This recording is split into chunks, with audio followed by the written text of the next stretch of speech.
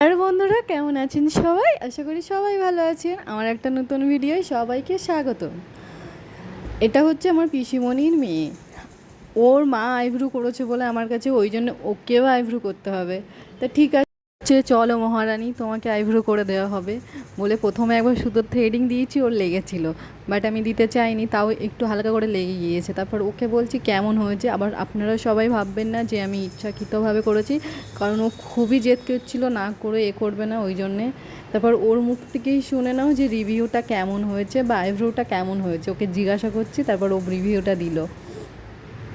পূর্ণা, তোমার আইব্রোটা কেমন হয়েছে বলো?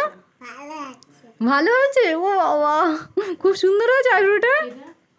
হ্যাঁ, ওটা কেমন হয়েছে অবশ্যই কমেন্টে জানাবেন। আর আমি যদি কোনো কিছু ভুলভাল বলে থাকি, অবশ্যই ছোট বোন বা দিদি হিসেবে ক্ষমা করে দেবেন।